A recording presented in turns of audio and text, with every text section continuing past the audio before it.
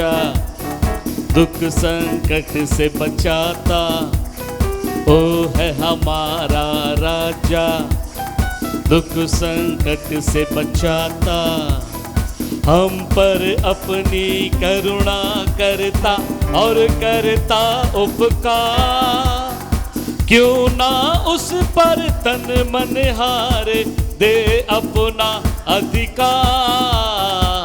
ओ जय जयकार, जय जयकार करे, ओ जय जयकार, जय जयकार करे।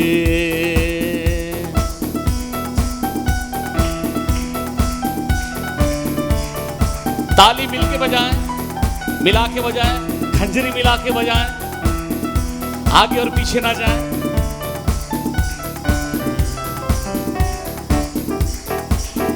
स्वर्ग है उसका सिंहासन, पृथ्वी बनी है आसन, आसन।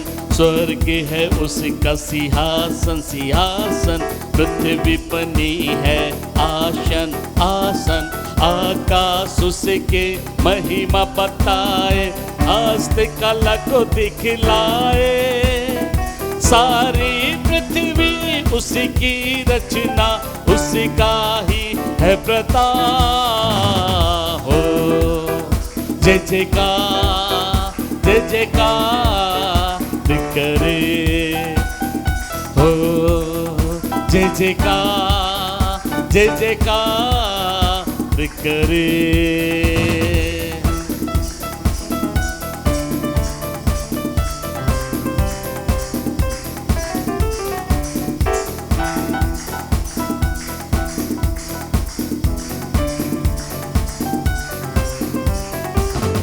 जिसको उस पे भरोसा, भरोसा, वो तो कभी न डिगेगा, डिगेगा। जिसको उस पे भरोसा, भरोसा, वो तो कभी न डिगेगा, डिगेगा। चाहे बीमारी, चाहे गरीबी, चाहे हो आकाश, सब संकट से, सब कष्टों से हो जाएगा पार। ओ जय जयकार, जय जयकार करे, ओ जय जयकार, जय जयकार करे, हो जय जयकार, जय जयकार करे, हो जय जयकार, जय जयकार करे। हालेलुया। बोलो प्रभु यीशु मसीह की। दिल से बोले, बोलो प्रभु यीशु मसीह की। वो फिर से आने वाला, वो फिर से आने वाला, और हम सब उसके साथ। सदा मैं स्तुति करूंगा, सदा मैं सेवा करूंगा। मुझे बचाया प्रभु ने, सदा मैं स्तुति करूंगा।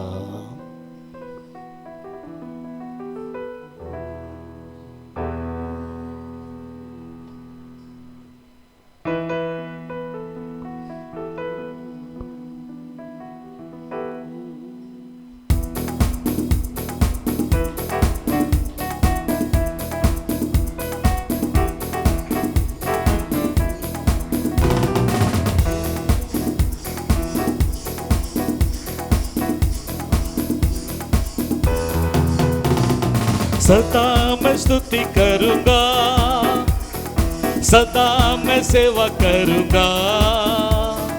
मुझे बचाया प्रभु ने, सदा मैं स्तुति करूंगा, सदा मैं स्तुति करूंगा, सदा मैं सेवा करूंगा। मुझे बचाया प्रभु ने, सदा मैं स्तुति करूंगा।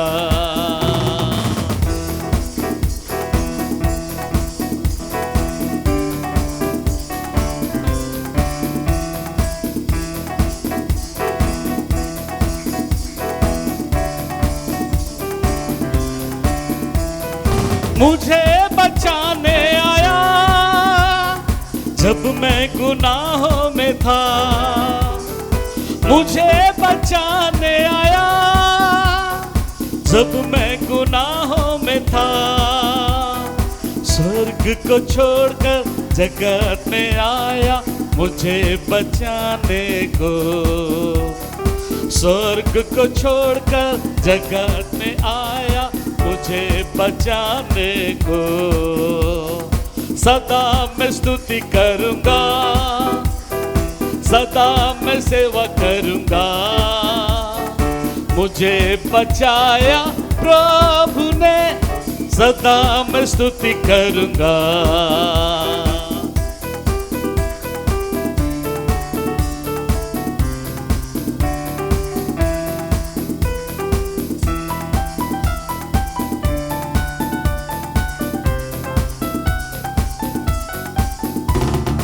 जब मैं निराशा में था तूने मुझे आशा दी। जब मैं निराशा में था तूने मुझे आशा दी। जगत में आया जीवन को दिया पवित्र प्रेमी यीशु। जगत में आया जीवन को दिया पवित्र प्रेमी यीशु। सदा मैं स्तुति करूंगा, सदा मैं सेवा करूंगा। मुझे बचाया प्रभु ने, सदा मैं स्तुति करूंगा। सदा मैं सेवा करूंगा, सदा मैं स्तुति करूंगा। मुझे बचाया प्रभु ने, सदा मैं स्तुति करूंगा।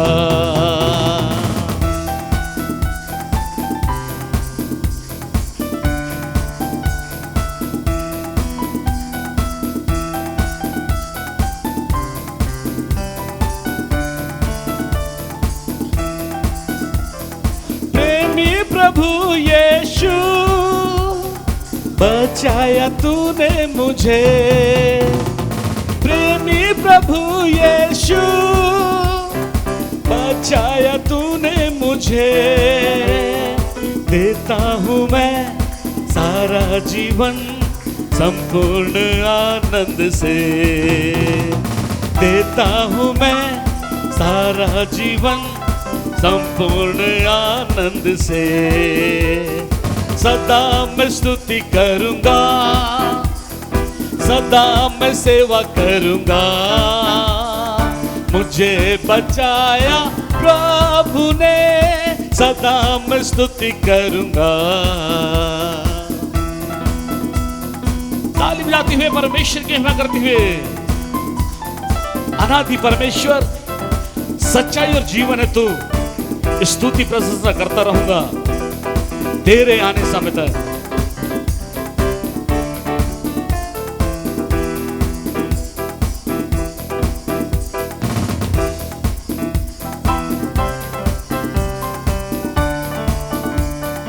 अनादि परमेश्वर सच्चाई और जीवन है तू। अनादि परमेश्वर सच्चाई और जीवन है तू। स्तुति प्रशंसा करता रहूंगा तेरे आने समय तक। स्तुति प्रशंसा करता रहूंगा तेरे आने समय तक। सदा मैं स्तुति करूंगा, सदा मैं सेवा करूंगा। मुझे बचाया प्रभु ने, सदा मैं स्तुति करूंगा।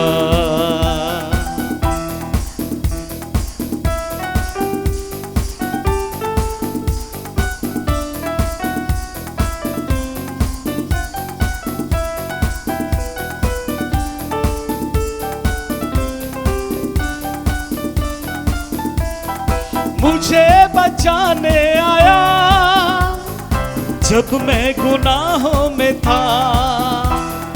मुझे बचाने आया जब मैं गुनाहों में था, स्वर्ग को छोड़कर जगत में आया मुझे बचाने को। स्वर्ग को छोड़कर जगत में आया मुझे बचाने को। सदा मैं स्तुति करूंगा, सदा मैं सेवा करूंगा। मुझे बचाया प्रभु ने, सदा मैं स्तुति करूंगा। मिलके सदा मैं स्तुति करूंगा, सदा मैं सेवा करूंगा। मुझे बचाया प्रभु ने, सदा मैं स्तुति करूंगा। हालेलुया, बोलो प्रभु यीशु मसीह की। बड़ा प्यारा सा सुंदर सा गीत है। सेनाओं का यहोवा हमारे संग संग है, और याकूब का परमेश्वर हमारा ऊंचा गढ़ है। जिसने आकाश बनाया, जिसने पृथ्वी बनाई, जो सर्वशक्तिमान प्रभु है, वो यहोवा हमारे संग संग है। और आइए, ये समय होगा कि अपने स्थानों में खड़े हो जाएंगे।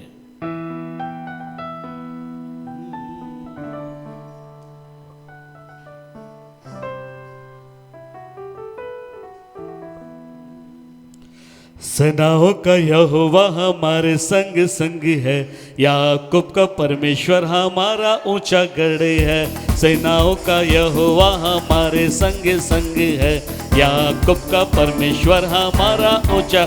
मिलके ताली के साथ सारे लोग एक साथ।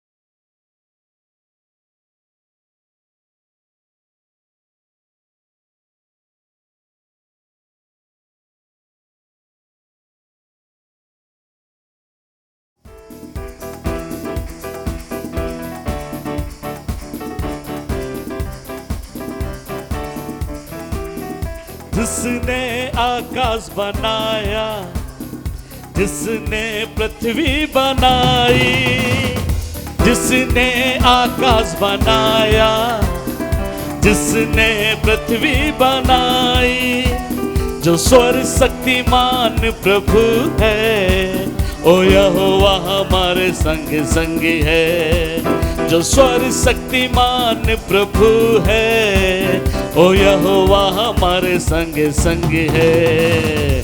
सेनाओं का यहोवा हमारे संग संग है, याकूब का परमेश्वर हमारा ऊंचा गढ़ है। सेनाओं का यहोवा हमारे संग संग है, याकूब का परमेश्वर हमारा ऊंचा गढ़ है।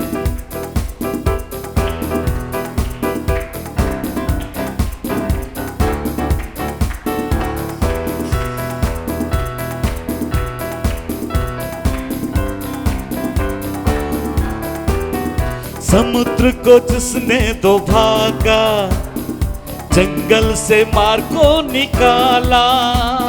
समुद्र को जिसने दो भागा, जंगल से मार को निकाला।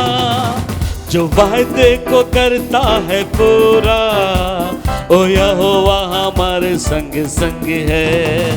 जो वायदे को करता है पूरा, ओ यहोवा हमारे संग संग है। सेनाओं का यहोवा हमारे संग संग है, याकूब का परमेश्वर हमारा ऊंचा गढ़ है। सेनाओं का यहोवा हमारे संग संग है, याकूब का परमेश्वर हमारा ऊंचा गढ़ है।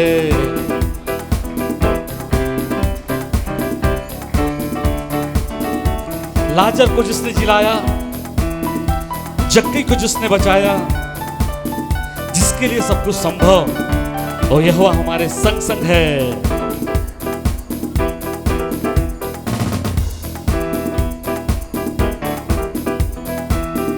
लाजर को जिसने जिलाया, जक्कई को जिसने बचाया, लाजर को जिसने जिलाया, जक्कई को जिसने बचाया, जिसके लिए सब कुछ संभव, ओ यहोवा हमारे संग संग है, जिसके लिए सब कुछ संभव, ओ यहोवा हमारे संग संग है। सेनाओं का यहोवा हमारे संग संग है, याकूब का परमेश्वर हमारा ऊंचा गढ़ है। सेनाओं का यहोवा हमारे संग संग है, याकूब का परमेश्वर हमारा ऊंचा गढ़ है। सेनाओं का यहोवा हमारे संग संग है, याकूब का परमेश्वर हमारा ऊंचा गढ़ है। सेनाओं का यहोवा हमारे संग संग है, याकूब का परमेश्वर हमारा ऊंचा गढ़ है, हमारा ऊंचा गढ़ है, हमारा ऊंचा गढ़ है। आइए वक्त होगा कि अपनी आंखों को बंद कर ले और हाथों को उठाते परमेश्वर की तारीफ करेंगे। धन्यवाद धन्यवाद धन्यवाद धन्यवाद धन्यवाद धन्यवाद। I will worship you Lord। Hallelujah. धन्यवाद धन्यवाद धन्यवाद धन्यवाद धन्यवाद धन्यवाद धन्यवाद। पवित्र पवित्र पवित्र पवित्र Yeshu. Hallelujah hallelujah hallelujah hallelujah hallelujah. नमरा बारा खदा बारा बारा बारी बा नमरा बारे बारा बारा बा शिकर बारा बारा बारा बारा बारा। Holi Holi hallelujah.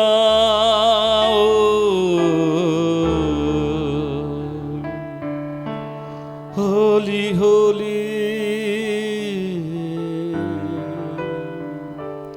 Thank you Lord. धन्यवाद धन्यवाद धन्यवाद।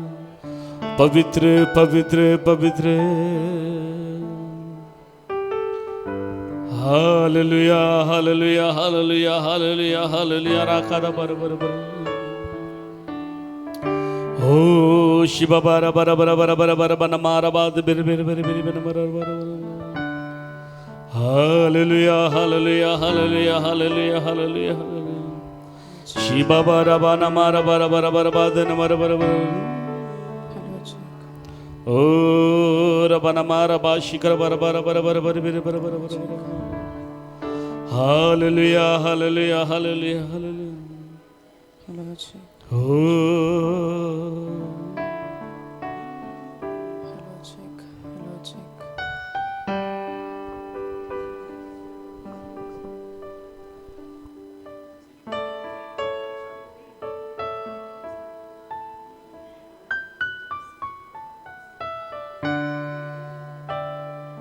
Hello check, hello check.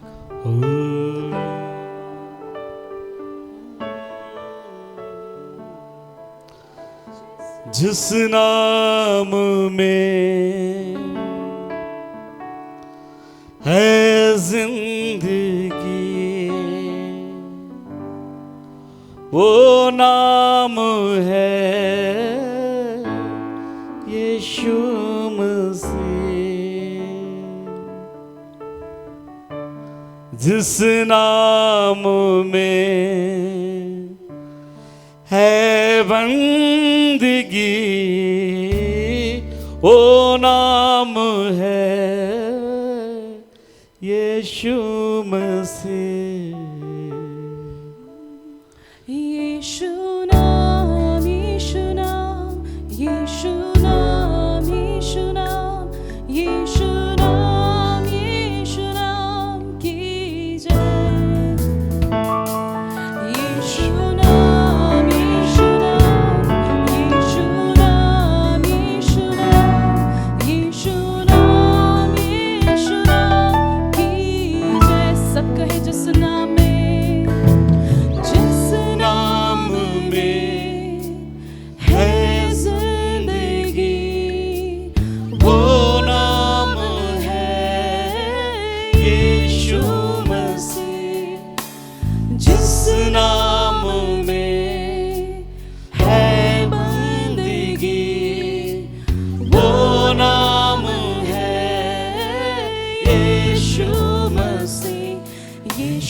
नाम, यीशु नाम, यीशु नाम, यीशु नाम, यीशु नाम, यीशु नाम की जय। सब कहें यीशु नाम, यीशु नाम, यीशु नाम, यीशु नाम, यीशु नाम, यीशु नाम, यीशु नाम की जय।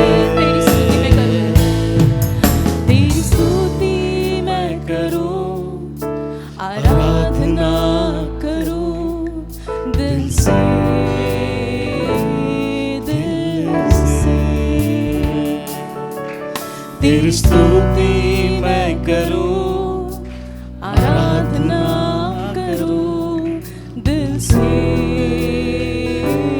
दिल से। मेरी सांसों में, मेरी सांस में तेरा नाम रहे, मेरी सांस में तेरा नाम रहे प्रभु, तू ही तू।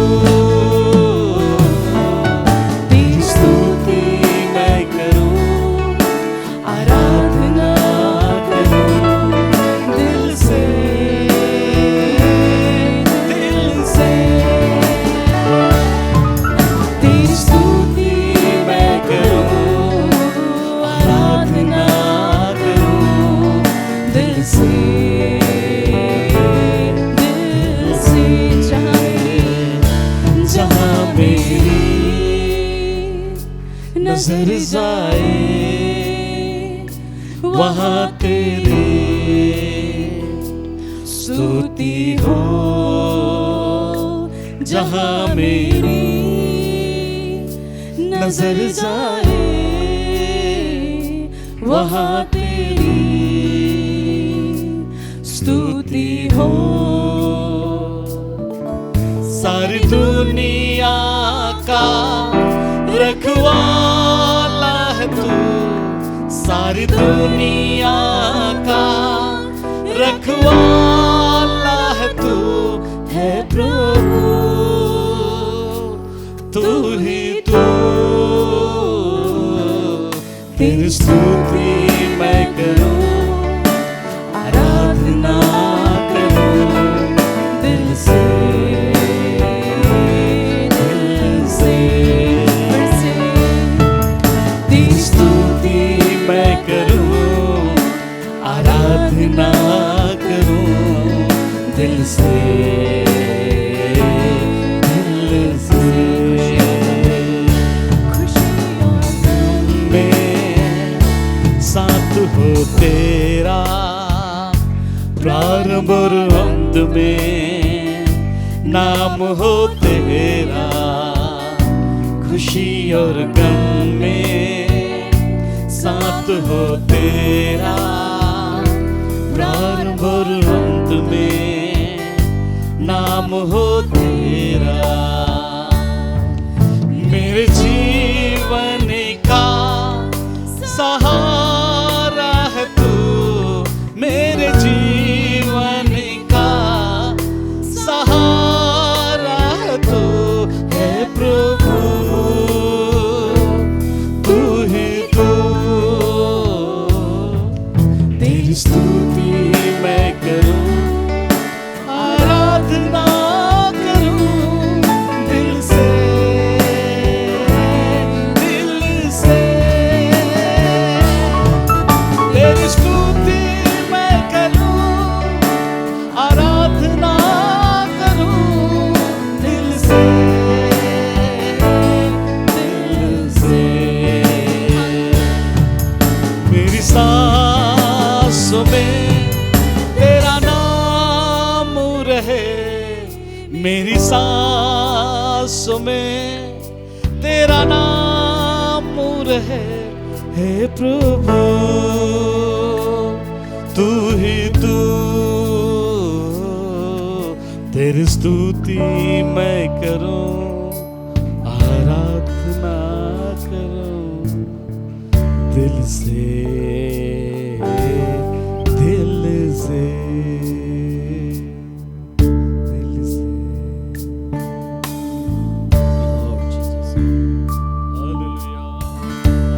हालेलुया, हालेलुया, धन्यवाद। हम अपनी आंखों को बंद करेंगे इस समय। हर एक जन अपनी आंखों को बंद करें, अपनी आवाज़ों को ऊंचा उठाएंगे। हम में से कोई भी शांत नहीं रहेगा। कम ऑन, हम सब अपनी आवाज़ों को ऊंचा उठाएंगे। Hallelujah, hallelujah, hallelujah. हर एक जन अपनी आवाज़ों को ऊंचा उठाए। हालेलुया। पवित्र आत्मा इस समय हमारे बीच में उतर आए। हालेलुया। शेरे देना खमा दे अरबाला सिगे दे रबा शेंदरे बना दे अरला बसे। हम में से जितनों को अन्य भाषा आता है, कम ऑन स्पीक। हम इस समय थोड़े समय अन्य भाषा में बात करेंगे। हालेलुया। शेगा दे अरबा होली। Thank you Jesus. हालेलुया। भवर के बीच में thank you Jesus. G sharp minor. Thank you, Jesus. Hallelujah, hallelujah. Thank you, Father. Hallelujah. धन्यवाद, धन्यवाद, धन्यवाद। Thank you, Jesus. Hallelujah. Hallelujah. प्रभु आप हमारे साथ हैं, इसलिए धन्यवाद खुदा। और एक दिन आपने हमारे जीवन में जोड़ दिया प्रभु जी, इसलिए धन्यवाद। ये एक एक सांस जो हम ले रहे खुदा, ये सिर्फ और सिर्फ आपका अनुग्रह है खुदा परमेश्वर। प्रभु यीशु, ये सिर्फ और सिर्फ आपका अनुग्रह है पवित्र आत्मा। प्रभु ये हमारी योग्यता नहीं है पवित्र आत्मा, ये सिर्फ और सिर्फ प्रभु जी आपका अनुग्रह है कि आज हम जीवित हैं प्रभु जी। कोई हादसा हमारे साथ नहीं हुआ प्रभु, हम अस्पताल में नहीं है। पवित्र आत्मा, इस कोरोना वायरस के बीच में आपने हमें सुरक्षित रखा खुदा। आपके लोगों के ऊपर आपकी भारी अभिषेक के लिए धन्यवाद। हालेलुया। पवित्र आत्मा हमको रियलाइज कराइए खुदा परमेश्वर, आपके एक एक करुणा के लिए धन्यवाद, आपके एक एक पिता दया के लिए धन्यवाद। Thank you Jesus. Hallelujah. Thank you father. धन्यवाद, धन्यवाद। Thank you Jesus. Thank you father. धन्यवाद। भंवर के बीच में तू कहता है थम जा, तू मेरी ताकत है, तू ही मेरा ईमान। भंवर के बीच में तू कहता है थम जा, तू मेरी ताकत है, तू ही मेरा ईमान। बीते कल में तू साथ मेरे था, आज भी मेरे साथ है खड़ा। सब एक साथ कहे, बीते कल में तू साथ मेरे था, आज भी मेरे साथ है खड़ा। आने वाले कल में भी होगा, उठते हुए उफानों में तू ही मेरी चट्टान। बढ़ते हुए लहरों पे तेरे कदमों के निशान। उठते हुए उफानों में हो तू ही मेरी चट्टान। बढ़ते हुए लहरों पे हो तेरे कदमों के निशान। बीमारियों में तू कहता है उठ जा, यहोवा राफा, तू ही मेरी शिफा। बीमारियों में तू कहता है उठ जा, यहोवा राफा,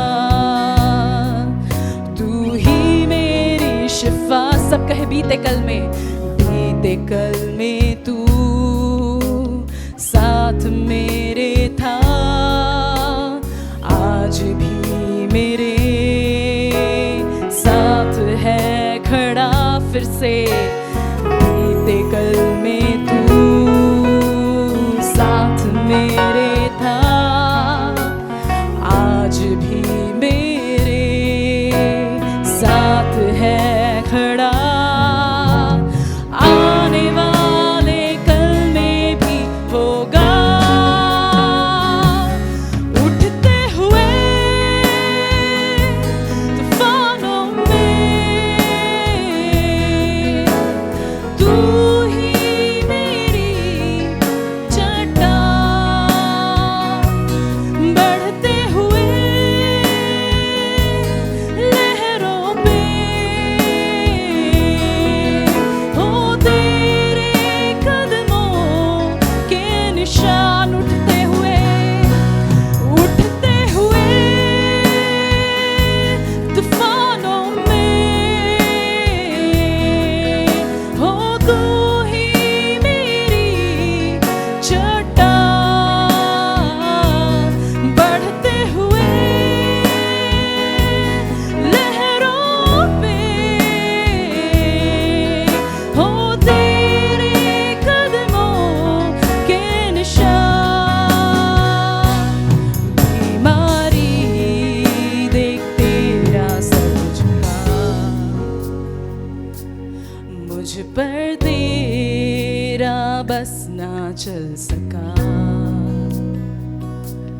ऐसा कोई शस्त्र ना बना जो कर सकेगा मेरा सामना। बीमारी देख तेरा सर झुका, मुझ पर तेरा बस ना चल सका। ऐसा कोई शस्त्र ना बना जो कर सकेगा मेरा सामना। उठते हुए तूफानों में हो तू ही मेरी चट्टान, बढ़ते हुए लहरों पे तेरे कदमों के निशान। फिर से कहेंगे, उठते हुए तूफानों में हो तू ही मेरी चट्टान, बढ़ते हुए लहरों पे हो तेरे कदमों के निशान। उठते हुए तूफानों में तू ही मेरी चट्टान, बढ़ते हुए लहरों पे हो तेरे कदमों के निशान। Thank you Jesus, hallelujah. पवित्र आत्मा, आपको धन्यवाद देते हैं कि तूफानों भी खुदा परमेश्वर आप हमारा हाथ पकड़ के चलते। प्रभु आप हमें डूबने से बचा लेते हैं। खुदा हमारे आवाज देने से पहले आप दौड़े चले आ जाते हैं। पवित्र आत्मा, हम आपको धन्यवाद देते हैं। Hallelujah, thank you Jesus. प्रभु लगातार आपके अनुग्रह के लिए धन्यवाद। प्रभु हमें रियलाइज़ कराइए, खुदा हमें एहसास दिलाइए पिता परमेश्वर की आपका प्यार हमारे लिए कितना गहरा है। खुदा Lord, you have loved us selflessly. खुदा आपने निस्वार्थ रूप से आपने हमसे प्रेम किया। प्रभु हम भी आपसे उसी तरीके से प्रेम कर पाए। पवित्र आत्मा, हम आपको फिर से धन्यवाद देते हैं। लगातार प्रभु आपके वचन हमारे ऊपर खुदा परमेश्वर, आपके बीज जो सही भूमि पे बोए जाए प्रभु और फल लाने वाले बन जाए। खुदा हम आपको धन्यवाद देते हैं। पवित्र आत्मा, फिर से हम आपके नाम को ऊंचाई पे उठाते, आपके दास को आपके हाथों में देते हैं। प्रभु आप हमारे जीवन में, प्रभु हमारे ज़रूरत के अनुसार आप बात करिए खुदा। हम आपको फिर से हर बात में प्रथम स्थान देते हैं। ये प्रार्थना आपके प्यारे बेटे यीशु मसीह के नाम से मांगते हैं। सब कहे आमीन। ये समय होगा कि हम अपने स्थानों में बैठ जाएंगे शांतिपूर्वक। और आपको ज्ञात हो कि आप अकेले यहाँ परमेश्वर के वचन नहीं सुन रहे हैं, पर हज़ारों लोग इस फेसबुक और यूट्यूब के माध्यम से जुड़े हुए हैं। तो मेहरबानी से आप बार बार उठ के बाहर ना जाएं, और छोटे बच्चे जो इधर उधर दौड़ भाग करते हैं उन्हें सख्ती करिए, उनके साथ में उनको अपने बीच में बैठा लिए और हिसाब से रहें। और आप खांसते भी हैं तो आपकी आवाज़ यहाँ पर आती है, तो उस पर भी थोड़ा कंट्रोल करिए। छींकते भी तो उसको भी आप कंट्रोल करिए। ये समय होगा कि जोरदार हम ताली बजा के परमेश्वर के दास का अभिनंदन स्वागत करेंगे, और ये समय होगा कि परमेश्वर के वचनों से होकर गुजरेंगे।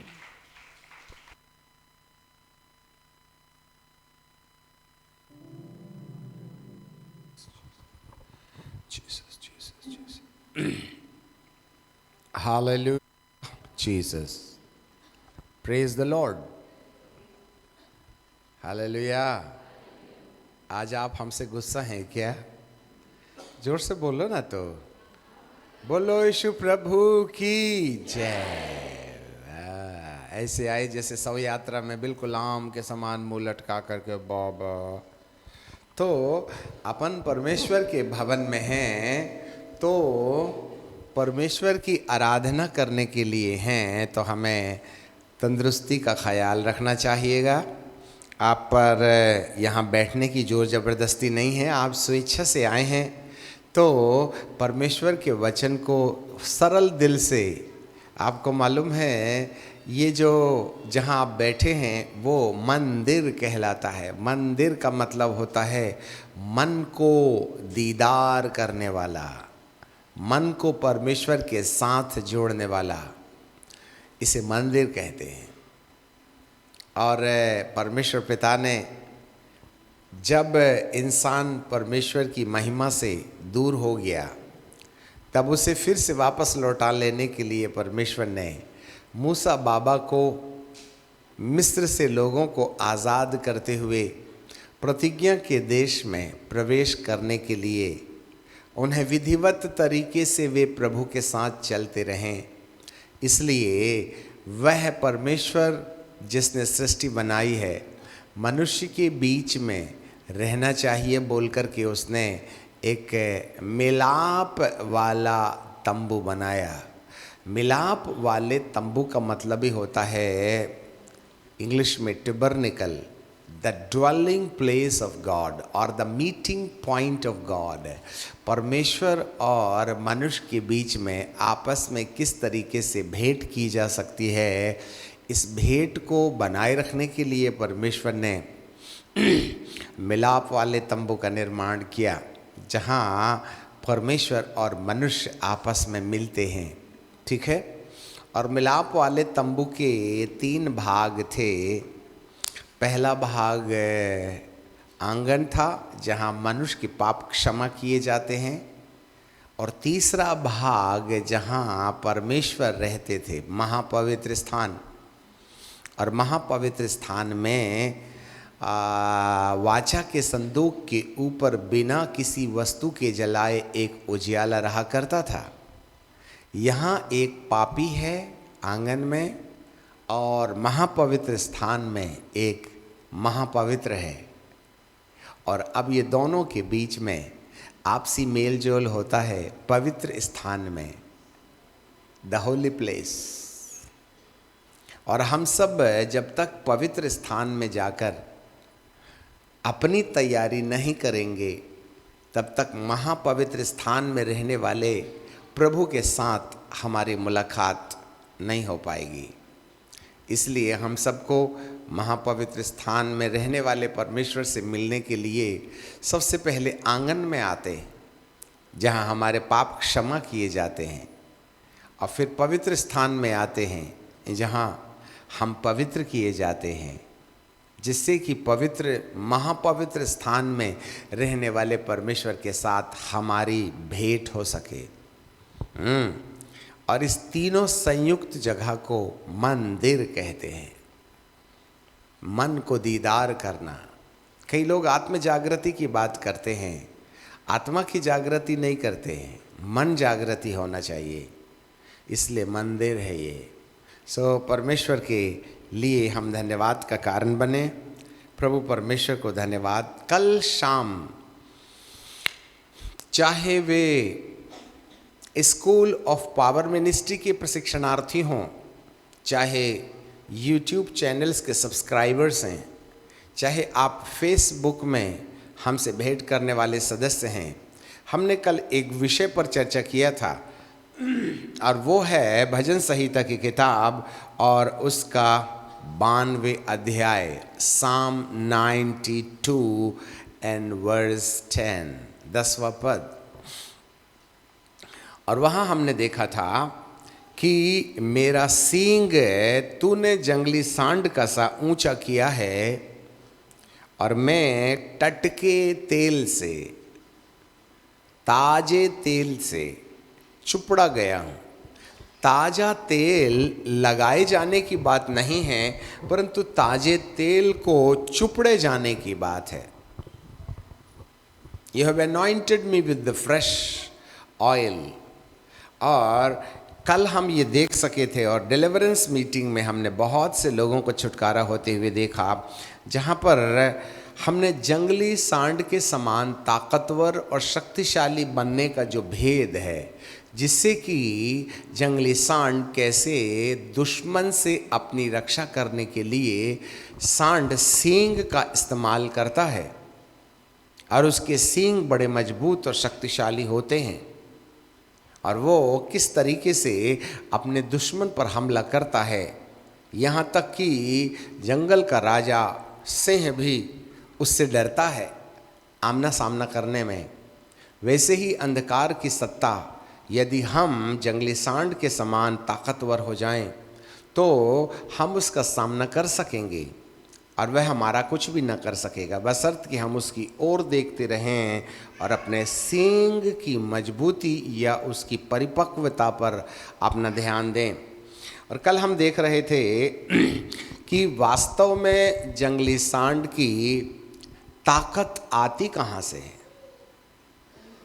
तो कल विषय पर हमने विचार किया कि उसका प्रमुख भोजन, वैसे वो अपना पेट भरने और जीवन को जीवित रखने के लिए, सरवाइव करने के लिए घास और पत्ती जरूर खाता है, परंतु उसकी रुचि जमीन के अंदर पाए जाने वाले जो कांदे हैं, कंद है, उससे जुड़ी हुई है। और उस कांदे को या मूल को, जिसको हमने कल देखा था, black turmeric and red onion अर्थात काली हल्दी और लाल प्याज जैसे न जाने कितने असंख्य कांदे जंगल में पाए जाते हैं, जिसके अंदर इतने विटामिन्स एंड प्रोटीन्स पाए जाते हैं जो हमारे शरीर की आवश्यक तत्व पोषकों की कमियों को पूरा करते हैं। और ये तत्व हमको मिल जाते हैं अलग अलग प्रकार के खाने से, अलग अलग वैरायटीज़ का घास, अलग अलग वैरायटीज़ की पत्तों को खाने के द्वारा। और मुख्यतः जंगली सांड की विशेषता ये होती है कि वह ज़मीन को खोदता है और वहाँ से कंदमूल निकालता है।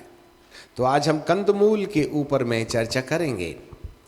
जैसे जंगली सांड को परमेश्वर ने सूंघने की शक्ति दिया है कि वह ज़मीन की गहराई में पाए जाने वाले उस कंद को सूंघ करके पता लगा लेवे कि यहाँ मेरे लिए विटामिन एंड प्रोटीन्स अर्थात मेरी जवानी को वापस लौटा लेने के लिए यहाँ कोई विशेष भोजन पाया जाता है। तब वो अपने दोनों पैरों को सामने की ओर हल्का सा फैलाकर और पीछे के पैरों को मजबूत करके अपने सिर झुकाने का कार्यक्रम करता है। आपको जानकारी मिले कुछ इसी तरीके से ये जो वचन है उसके अंदर परमेश्वर ने असंख्य विटामिन्स एंड प्रोटीन्स हमारी जवानी को वापस लौटाने, आत्मिकता को मजबूत और शक्तिशाली बनाने के लिए कई असंख्य प्रकार के भेद, रहस्य, प्रकाशन, रेवलेशन इस वचन के अंदर छुपाए हुए हैं, परंतु ये ऊपर नहीं है वरन अंदर हैं। और जो लोग बाइबल को ऊपर ही ऊपर पढ़ते हैं, जो लोग बाइबल को ऊपर ही ऊपर पढ़ लेते हैं, वो जंगली सांड को एक दिन ऐसा लगा कि यार मेरे को सिर झुकाते भी नहीं बन रहा है, गर्दन में दर्द है, और कौन ये गड्ढा खोद करके वो कांदा निकाले। ऐसा करते हैं हम, ये मट्टी को यहीं से खाते जाएं खाते जाएं खाते जाएं, तो आखिरी में वो कांदा मुंह में आ जाएगा। तो बेचारा जहाँ कांदा था ना, वहाँ की मट्टी खाना शुरू कर दिया, और मट्टी खाते खाते उससे पहले कि वो कांदा उसके मुंह में जाए, मट्टी से पेट भर गया। अब आप ही बताइए, जो पशु मट्टी खा ले तो दूसरे दिन क्या होगा? Loose motion. ऐसे ही कई लोग परमेश्वर के वचन को ऊपर ही ऊपर पढ़ के ये सोच रहे कि मुझे इससे आत्मिक ताकत मिल जाएगी। एक बात याद रखिएगा, बाइबल के वचन को जैसा लिखा है वैसा ही पढ़ लीजिए, उसको वैसा ही ले लीजिए, तो वह आपके लिए ज़्यादा फायदे का कारण नहीं बनेगा। आत्मिक जीवन में इससे ज़्यादा फायदा नहीं होगा। हाँ, ये ज़रूर है कि आपको एक समुदाय का, मसीहियत का ज्ञान हो जाएगा। हम एक धर्म का ज्ञान जरूर हासिल कर सकते हैं, ऊपर ही ऊपर बाइबल के वचनों को सुनकर और याद करके। परंतु यदि कोई आत्मिक व्यक्ति से मिलना ही चाहता है जो आपके लिए छुटकारे का कारण है, तो हमको इस ऊपर लिखे वचन के अंदर जाना पड़ेगा, इसकी मट्टी को हटाना पड़ेगा। जैसे उस कंद को पाने के लिए, आपको मालूम है ये जंगली सांड क्या करता है? सबसे पहले तो वह सिर झुका करके मट्टी खोदता है, यूं यूं करेगा, तो 180 डिग्री नीचे गए। इसका आत्मिकता में हमारे स्वाभिमान को नम्रता में बदलना है। Wrestling against the dignity, identity, हमारा परिचय, उसके साथ युद्ध लड़ना पड़ता है। नंबर 2, जब वो मट्टी खोद चुका होता है तो अपने अगले पैर से खोदी गई मट्टी को बाहर खींचता है, एक के बाद एक, एंड देन फिर पीछे वाले पैर से भी वह मट्टी को अलग करके फिर से सींग को और ज़्यादा गहराई में गाड़ने के लायक बना देता है। सिर झुकाना, सींग का उपयोग और उसको डिगिंग करना, एंड देन अगले पैर से और पिछले पैर से मट्टी को अलग करना।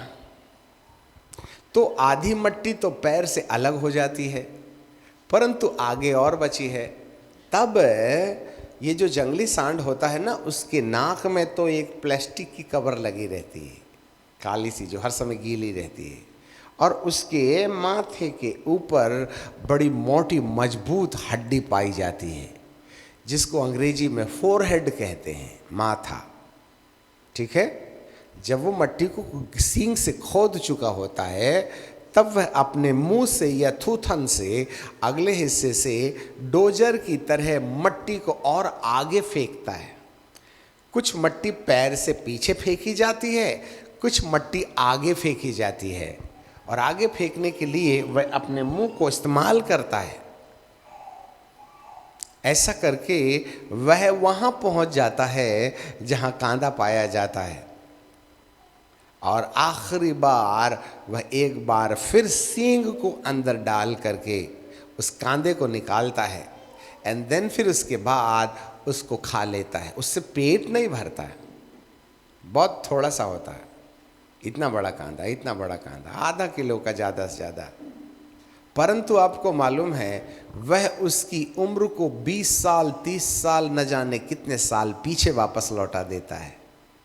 वो है हर्बल, वो है पावर, और उस पावर के द्वारा उसके शरीर के अंदर जो कमियां पाई जाती हैं।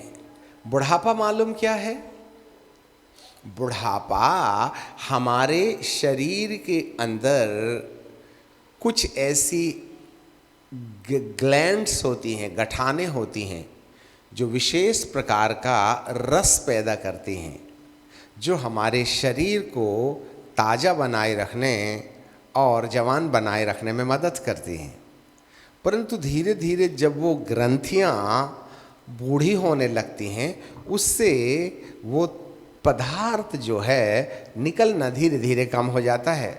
और जैसे जैसे हमारी ग्रंथियाँ उन पदार्थों को कम निकालती हैं या कम जनरेट करती हैं या पैदा करती हैं, तो धीरे धीरे शरीर में बुढ़ापा आ जाता है। यदि उन ग्रंथियों को इंस्पायर करने के लिए हम ऐसे पोषक तत्वों को बराबर उनको देते रहें, तो वे फिर से काम करना शुरू कर देती हैं। और जब वे काम करना शुरू कर देती हैं, शुगर की बीमारी क्या है? हमारे ड्यूडेनम में, पेनक्रियाज में एक ग्रंथि होती है जो इंसुलिन पैदा करती है। यदि इंसुलिन पैदा करने वाली गांठ इंसुलिन पैदा नहीं करेगी, तो खाने के द्वारा आने वाली शक्कर शरीर में बढ़ने लगेगी। यदि वो इंसुलिन पैदा करने वाली गांठ को कुछ इस लायक बना दिया जाए कि वे फिर से इंसुलिन पैदा करने लगे, तो वे शक्कर को मात्रा में लेवल कर देती है, शक्कर की बीमारी खत्म हो जाती। इसलिए बूढ़े लोगों को बुढ़ापे में शुगर की बीमारी शुरू हो जाती है। तो सर, ये जो हर्बल है, ये जो कंदमूल है, वो हमारी कुछ आवश्यकताओं को पूरा करता है। कुछ आवश्यकता तो घास से पूरी हो जाती हैं, कुछ पत्ती से पूरी हो जाती हैं, और कुछ जो है, जो पत्ती और घास नहीं दे पाती हैं, वह कंदमूल दे जाती हैं। ऐसा करके वह अपनी युवा अवस्था को बनाए रखता है। जी हाँ, कुछ हमारे जीवन में आत्मिकता में भी कई लोग थक जाते हैं, परेशान हो जाते हैं। बाइबल भी पढ़ते हैं, दुआ भी करते हैं, दुआ करवाते भी हैं, मीटिंग जाते भी हैं, परंतु बार बार विश्वास उनका ठंडा होने लगता है। बार बार वो हार जाते हैं। कहीं डाह, कहीं जलन, कहीं शिकायत, कहीं क्रोध, कहीं अधीरता उनके ऊपर अधिकार जमा लेती है। पहले से पीछे हट जाते हैं। हमारा आत्मिकपन बुढ़ा हो जाता है। उसका सबसे बड़ा कारण ये है कि हम बाइबल के ऊपर ही ऊपर वचन को सुन लेते हैं और बाइबल के ऊपर ही ऊपर वचन को पढ़ लेते हैं, और सुनते भी हैं तो यहाँ से सुना इधर से उड़ा दिया। चर्च के अंदर रहते समय तक हमको याद रहता है, वाओ वंडरफुल, क्या बात बताई, पर घर जाने के पहले, यहाँ से घर पहुँचने के बीच तक जो कुछ भी संदेश था वो ख़त्म हो जाता है। आपको मालूम है क्यों? क्योंकि हमारे दिमाग के अंदर में प्रभु के प्रकाशित वचन को रखने की जगह नहीं रहती है, क्योंकि काम की व्यस्तता और बहुत ढेर सारी बातें हमारे माथे को ऑक्युपाई कर लेती हैं, और हम उस वचन को सुनने से इनकार कर, सुनने से नहीं, उसको सुनते जरूर हैं परंतु मन के अंदर रखने से इनकार कर देते हैं। और ऐसे समय में हमारे आत्मिक जीवन में बुढ़ापा आने लगता है। जी हाँ, तो जंगली सांड क्या करता है? वो जमीन को खोदता है। ऐसे ही परमेश्वर के वचन के अंदर प्रकाशन को खोजना है। अब ये प्रकाशन कैसे मिलेगा? जैसे कि हमने कल रात बताया था कि किस तरीके से भजनकार भजन लिखने के बाद 2-4 पदों के पश्चात ब्रैकेट में एक छोटा शब्द लिखता है और वो कहता है शेला। शेला का मतलब होता है वेट एंड थिंक, रुको और सोचो। अब आगे मत जाओ, ये पैराग्राफ जो आपने सेला तक पढ़ लिया है, वहाँ जो रहस्य है उस पर चिंतन करो। जरा ध्यान दीजिएगा, चिंतन करना है, उसको बार बार सोचना है, आगे मत जाइए। हमने अपनी ज़िंदगी के अंदर कोई बाइबल ट्रेनिंग नहीं ली है, और इन 40 सालों के अंदर परमेश्वर ने इतने असंख्य भेद बाइबल में से बताए जो थियोलॉजी की किताब में भी नहीं मिलेंगे। तो कई बातें ऐसी होती हैं जो नए प्रकाशन के द्वारा आती हैं, तो जो बुद्धिजीवी मिजाज के लोग होते हैं वो इन प्रकाशनों को थियोलॉजी की किताब के साथ जोड़ करके खोजने की कोशिश करते हैं कि थियोलॉजी की किताब में तो ऐसा नहीं लिखा है। पता नहीं क्यों थियोलॉजी की किताब को हम बिल्कुल फर्स्ट एंड फाइनल लाइन बना लेते हैं कि इसके आगे भी कुछ नहीं है, इसके पीछे भी कुछ नहीं है, परंतु यह हमारी भूल है। एक बात याद रखिएगा, बाइबल का परमेश्वर कहता है प्रकाशित वाक्य में आमीन शब्द नहीं है, अर्थात प्रकाशित वाक्य जो उस समय से शुरू हुआ, पवित्र आत्मा के काम की जो शुरुआत हुई, उसका अंत प्रकाशित वाक्य की किताब आज भी चल रही है। और सब कुछ प्रकाशित वाक्य में नहीं, माफ़ करना, मुझे एक बार फिर क्षमा कर दिए, प्रेरितों की किताब। कई बार लोग कमेंट्स करना शुरू कर देते हैं, सर आप बार बार शब्दों और किताबों में भूल करते हैं। भाई साहब, तो कमेंट करने की ज़रूरत नहीं है, आइडिया लगा के सीख क्यों नहीं लेते हो। चलें आगे। तो कहने का मतलब ये हो गया, प्रेरितों की किताब में जो भी बातें हैं आखिरी तक उसमें आमीन नहीं है, क्योंकि पवित्र आत्मा का काम जो पिंतकुस्त के दिन से शुरू हुआ अभी ख़त्म नहीं हो गया है, और जब तक कलीसिया धरती पर रहेगी तब तक पवित्र आत्मा का काम चलता रहेगा, नहीं तो आपका उद्धार खत्म हो जाएगा। आने वाली पीढ़ी में पवित्र आत्मा का काम खत्म हो गया तो कलीसिया बनेंगी ही नहीं, चंगाई होगी ही नहीं। तो पवित्र आत्मा के काम को प्रकट करने वाली किताब का ही नाम प्रेरितों की किताब है। याद रखिएगा, यहाँ जो पवित्र आत्मा का काम शुरू होता है, क्योंकि पहले अध्याय से ही हे थियोफिलस, और फिर 8वें पद में पवित्र आत्मा, और उसके बाद में दो स्वर्गदूतों के द्वारा प्रभु यीशु मसीह के दूसरे आगमन की कहानी।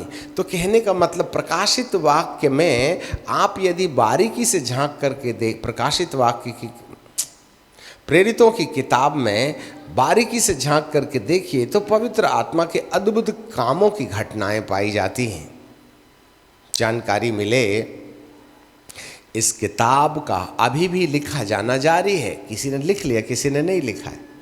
इसलिए हम जो पुराने लोगों ने थियोलॉजी की किताब को आइडेंटिफाई किया है, बुद्धिमानों ने, उस जमाने में जो थियोलॉजी की किताब लिखी गई थी उनके पास प्रकाशन का एक लिमिटेड एरिया था। जब हम शुरुआत में थे तो हमारे गांव में इलेक्ट्रिक नहीं हुआ करती थी, और अंग्रेज़ों के ज़माने में इलेक्ट्रिक नहीं थी, तो वे अपने बंगले में ऊपर बड़ा भारी बांस में एक मोटा पर्दा लटका देते थे, और बाहर एक व्यक्ति डोरी से उस पर्दे को हिलाता था, खींचता था, तो वो हिलता था। साहब रात में सो जाते थे। फिर विद्युत आ गई, तो फिर बड़े बड़े पंखे घड़र घड़र कर किया करते थे। आजकल छोटे पंखे आ गए। इसके बाद में रेडियो आ गया, उसके बाद में टीवी आ गई, उसके बाद में कंप्यूटर आ गया, उसके बाद में लैपटॉप आ गया, उसके बाद में एंड्रॉयड फ़ोन आ गया। अभी इसकी भी छुट्टी होने की तारीख आ गई है। RFDI चिप में सब कुछ हो जाएगा। कल्पना करो, काम बनेगा, सब वहीं दिखाई दे देगा। आज की तारीख में लोग मोबाइल में दुनिया लेके चल रहे हैं, और एक व्यक्ति कांधे पर इतना बड़ा रेडियो एक तरफ और इतनी बड़ी बैटरी दूसरे तरफ लेके चले और पुराने ज़माने का गाना गाए, तो आप उसको देख कर के क्या समझिएगा, कैसा लगेगा? बेवकूफ है। बैटरी 1 किलो की और 3 किलो का रेडियो, और गाना सुन रहा, रोड में जा रहा। आप उसको ज़रूर सिर वाले हॉस्पिटल में भेज दीजिएगा, क्योंकि जिसका सिर फिरा रहता है ना, वही रेडियो कांधे पर लेकर के चले। आज मोबाइल का ज़माना है। आपको क्या लगता है, आप क्यों हंस रहे हो उसके ऊपर? एक दिन तो रेडियो का ही ना बोलबाला था, परंतु आज वो ओल्डर सिस्टम हो गया।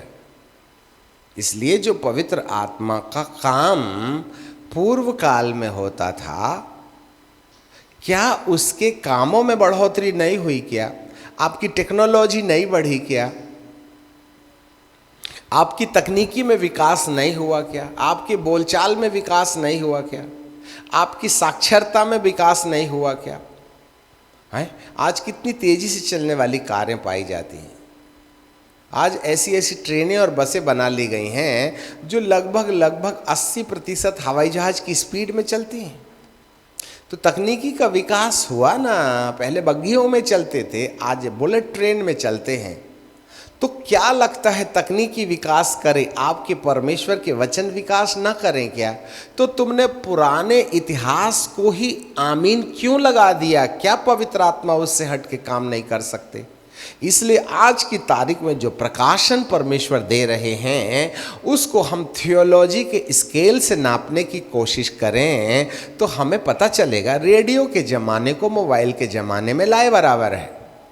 इसलिए ये बात भूल जाइएगा कि आज जो ताज़ा हालात में पवित्र आत्मा जो रहस्य और भेद प्रकट कर रहे हैं वह पूर्व काल में लोगों के अंदर प्रकट नहीं हुए हैं। इसीलिए आज की ताज़ा हालात में पवित्र आत्मा जिन बातों को प्रकट कर रहे हैं उनको सुनने और समझने से इनकार नहीं कर देना चाहिएगा। नहीं तो रेडियो के ज़माने को आज यदि हम मोबाइल के ज़माने में लाएं तो आप ही सोचिए आपको कौन से हॉस्पिटल भेजना चाहिए। मैं विश्वास करता हूं थियोलॉजी की किताब पर, उसको इनकार नहीं किया जा सकता, पर यह भी नहीं कहा जा सकता कि इसके आगे कुछ नहीं है। ये भी नहीं कहा जा सकता कि इसके बाद प्रभु ने और कोई दूसरे संतों को धरती पर पैदा नहीं किया जो थियोलॉजी की किताब लिखने वालों की लिस्ट में आ सकते हैं। जरा समझदारी से विचार कीजिएगा। ऐसे समय में आज हम पुराने भक्तों के प्रकाशन पर अपने आप को लिमिटेड कर देते हैं। हम तो रेडियो में गाना सुनेंगे, मोबाइल में नहीं सुनेंगे। तो आप जिद मत कीजिएगा, मोबाइल का ज़माना है। आप तकनीकी की प्रगति के आधार पर अपने आप को जैसा अपग्रेड करते हैं ना, वैसे ही पवित्र आत्मा आवश्यकता के अनुसार समय समय पर एक नया नया प्रकाशन लेके आते हैं। जब हमने अपनी सेवकाई एपोस्टोलिक एवेंजलिस्टिक मूवमेंट में शुरू किया था तब इतने ढेर सारे चमत्कार होते थे जिसके बारे में कहा नहीं जा सकता है। उसके बाद ये अभिषेक कलीसिया रोपण में बदल गया, तो धीरे धीरे कलीसिया रोपण करने में हजारों हजार हाउस चर्चेस बन गए। तो वही अभिषेक जो केवल सुसमाचार प्रचार करके जीवित है बोल के प्रमाणित करने में काम में आता था, वही पावर जो है अब कलीसिया रोपण में काम में आने लगा। तो चमत्कारों के रेट या चमत्कारों की संख्या धीरे धीरे कम हो गई और वे कलीसिया रोपण में आ गए। फिर उसके बाद में कलीसिया को और ज़्यादा मजबूत करने के लिए हमने पावर मिनिस्ट्री शुरू की, तो वो अभिषेक पावर मिनिस्ट्री में ट्रांसफ़र हो गया, तो हीलिंग और पतली होती चली गई। कहने का मतलब ये है आवश्यकता के अनुसार परमेश्वर धीरे धीरे अपने अभिषेक को और प्रकाशन को बदलते चला जाता है, बढ़ाते चला जाता है और उसका ज्ञान एक के बाद एक सीढ़ी में बढ़ते चले जाता है। जैसे दानियल की किताब में बाइबल में लिखा कि दानियल 3 सब उसको पढ़ लीजिएगा, हमने एक बार पढ़ा जरूर था परंतु आज बात आ गई तो उसको पढ़ भी लेते हैं। उसमें दानियल की किताब और उसका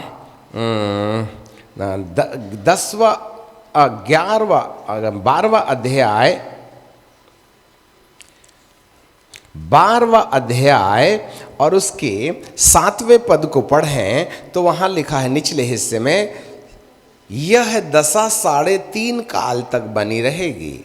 जब पवित्र प्रजा की शक्ति टूटते टूटते समाप्त हो जाएगी तब ये बातें पूरी होंगी। यह बात मैं सुनता तो था पर कुछ न समझता था। तब मैंने कहा, हे प्रभु, इन बातों का अंत फल क्या है? जब उसको ये बात समझ में नहीं आई तो तब परमेश्वर क्या कहते हैं जरा सुनिएगा। उसने कहा, हे दानियल चले जा, क्योंकि ये बातें अंत समय के लिए बंद हैं, इन पर मोहर दी गई। तो दानियल के युग में 3.5 साल के महाक्लेश काल में पवित्र प्रजा के ऊपर जो विनाश लीला आएगी उसकी भविष्यवाणी उसने एडवांस में कह रखा था। परंतु ये बातें दानियेल को समझ में नहीं आई। प्रभु कहते हैं यदि मैं तुझे समझा भी दूं तो 50 पीढ़ी के बाद में जो घटना घटेगी इसका अंत हो जाएगा। इसलिए इस किताब को जो बंद पड़ी है अंत के दिनों में खोला जाएगा। और यदि कोई पुरानी बातें बंद पड़ी हैं उसको खोला जाए तो आप पुरानी किताबों से तुलना करके नए प्रकाशन को स्वीकार करने से इनकार करने की भारी भूल न करें, क्योंकि अब वक्त आ गया है जब हम दुनिया के अंत में हैं कि जो किताब दानियेल की किताब के 12वें अध्याय में जो रहस्य छुपा हुआ था उसके प्रकट होने का समय आ गया है। इससे ऐसे पता चलता है कि जरूर कहीं ना कहीं जो भेद और जो रहस्य बाइबल के अंदर पाए जाते हैं उसको लिमिटेड ना किया जाए, वरन बुद्धिमानी से हम उस प्रकाशन की वास्तविकता को और भी ज़्यादा समझने का प्रयास करें। हालेलुया। बाइबल का प्रभु कहता है कि ये जो जंगली सांड है ना वह जमीन को खोदता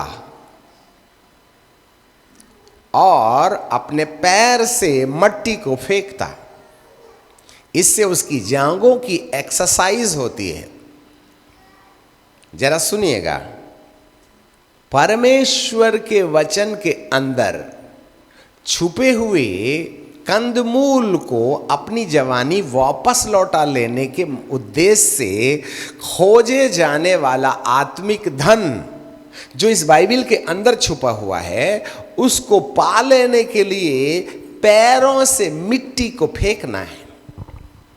ना मात्र आगे वाला पैर वरन पीछे वाले पैर से भी मिट्टी फेंकी जानी चाहिएगा। ये मिट्टी का फेंकना का मतलब है परमेश्वर के वचन के अनुसार हमारी चाल को, हमारे काम को ढालना। To walk in line the word of God, वचन के अनुसार चलना। क्या कर रहे हैं आप? अंदर से कंदमूल निकाल रहे हैं। यदि बाइबल कहती है अपने दुश्मनों को माफ कर दो तो ऐसा करना है आपको। मट्टी हटाइए। जब तक आप दुश्मनों को माफ नहीं कीजिएगा तब तक आप उस गहराई में जो आपकी जवानी वापस लौटाने वाला है वो कंदमूल नहीं मिलेगा। अपने मामा और पापा का आदर करो। तो सीखने सिखाने की चीज़ नहीं है, आदर करने की प्रैक्टिस कीजिएगा। और जब आप अपने मामा और पापा का आदर करेंगे तब आप उस कंदमूल तक पहुंच जाएंगे जहां आपके अंदर जवानी वापस लौटाने के लिए माँ बाप का आदर करने वाला हाल आपकी जिंदगी में विटामिन एंड प्रोटीन देने का कारण बन जाएगा। अपनी रोटी बहते हुए जल में डाल दे, ये सीखने और सिखाने की चीज नहीं है, वरन हमें अपनी आवश्यकताओं के आधार पर जितनी जरूरत है उतनी रख करके दूसरों को बांटना। जब तक आप करुणा वाले दयालु नहीं होंगे तब तक वो कंदमूल तक आपका मुंह नहीं पहुंच पाएगा। जिसको कपड़ों की आवश्यकता है कपड़ा बांटिए, जिसको भोजन की जरूरत है उसको भोजन बांटिए, जिसको आवश्यकता है उसको दान दीजिएगा। बुद्धिमान स्त्री अपने मुट्ठी को गरीबों को दान देने के लिए खोलती है। जी हाँ, ये मट्टी हटाना है, आगे वाले पैर से भी और पीछे वाले पैर से भी। और जब मट्टी हटाए जाने का काम लगातार जारी रहता है तब आपको बची हुई मिट्टी को मुंह से भी फेंकना है। थूथन, फोरहेड। और ये जो फोरहेड है ना, बाइबल कहती है कि परमेश्वर के दास को बुद्धिमान होना चाहिए। परमेश्वर के दास को बुद्धिमान होना चाहिए। तो बुद्धि क्या है? बुद्धि क्या है? अंग्रेजी बोलना बुद्धि नहीं है। दो प्रकार की बुद्धि होती है, एक भौतिक बुद्धि है और एक आत्मिक बुद्धि है। भौतिक बुद्धि में कितनी प्याज सेकने के बाद कितना नमक और कितनी मिर्ची और कितना मसाला डाल के कितने देर तक भूंजना चाहिए, तब पानी डालना चाहिए जिससे कि सब्जी टेस्टी हो जावे। ये भौतिक बुद्धि है। कार को कितना ब्रेक मारो, कितना टर्न करो, कितना एक्सीलेटर दो जिससे कि एवरेज अच्छा निकले और गाड़ी के इंजन सुरक्षित चलें, ये बुद्धि के ऊपर निर्भर करता है। किस दीवार में कौन से पर्दे होने चाहिए, बुद्धि के ऊपर निर्भर करता है। कौन से पैंट में कौन सी शर्ट मैच होने वाली है, कॉन्ट्रास्ट कलर, ये बुद्धि के ऊपर में कुछ भी पहन लिया काले में पीला, तो ये अज्ञानता का सबूत है। इसको बहुत भौतिक बुद्धि कहते हैं। परंतु आत्मिक बुद्धि क्या है? आत्मिक बुद्धि का मतलब होता है जो परमेश्वर का भय मानते हैं, बुद्धि का मूल है। Those who have the fear of God, ये है फाउंडेशन। अब आप ही बताइए, हम परमेश्वर से भय मानते हैं कि परमेश्वर से भीख मांगते हैं? भाई, आप परमेश्वर का भय मानते हैं कि परमेश्वर से भीख मांगते हैं?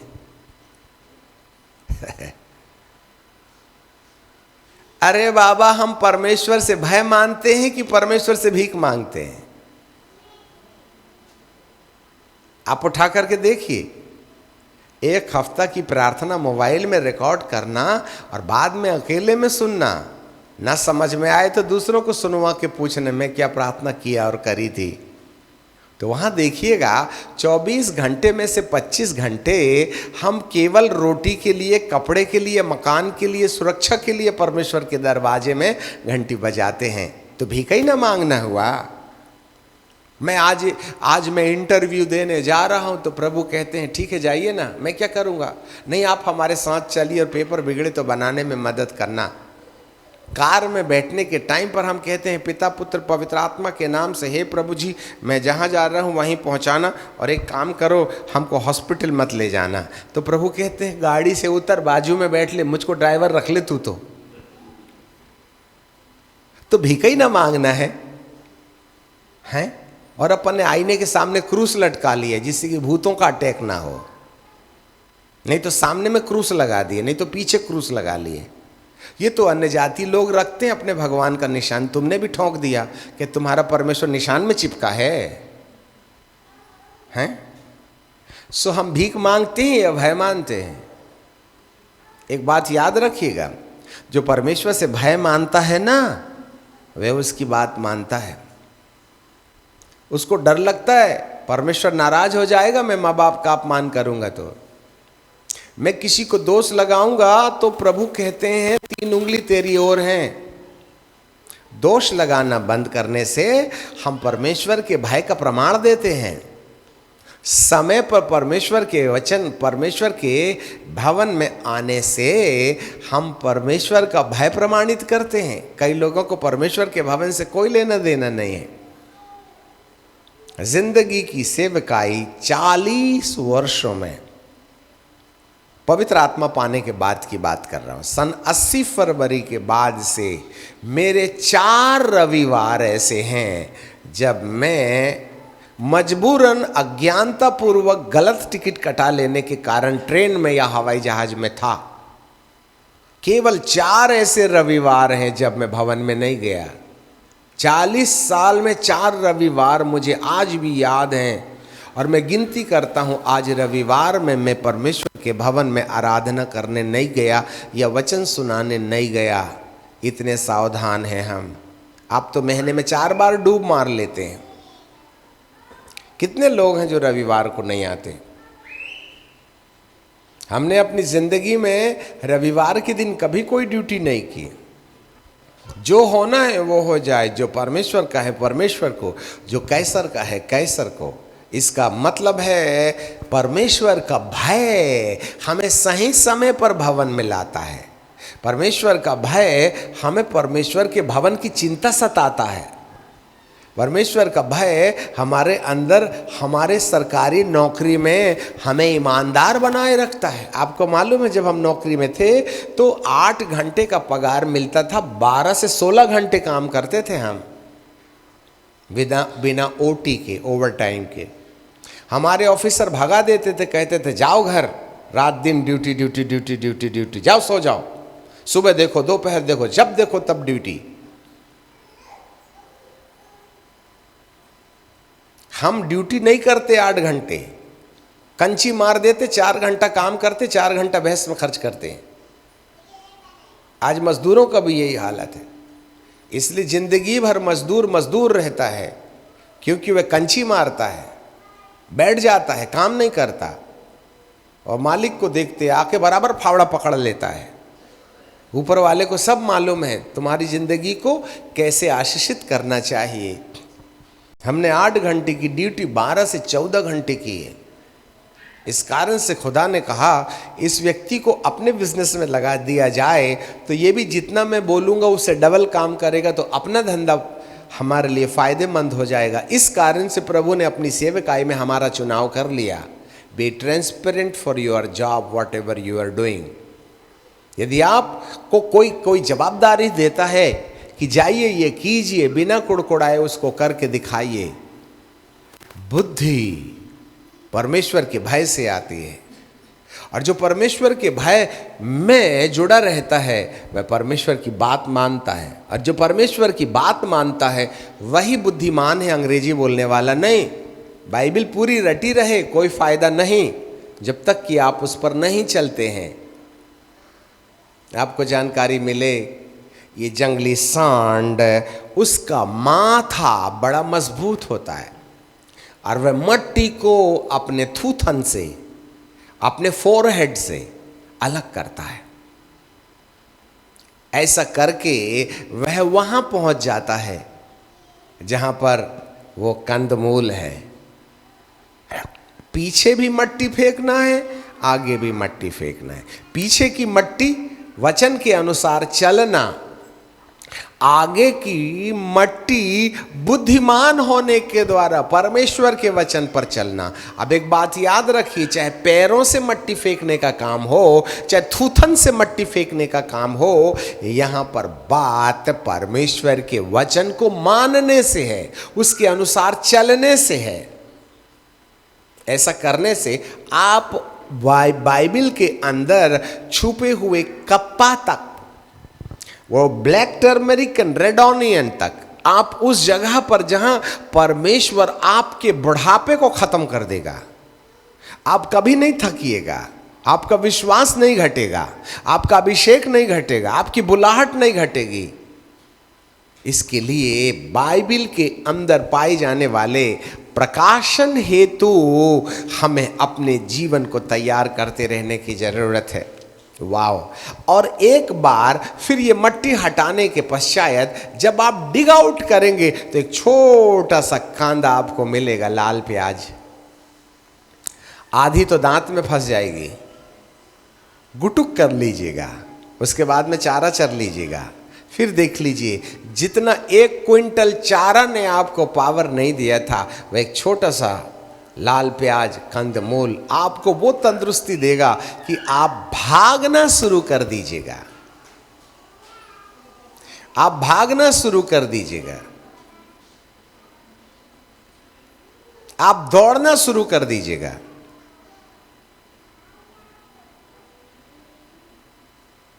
ये भागता है, दौड़ता है, दौड़ते ही दौड़ते रहता है,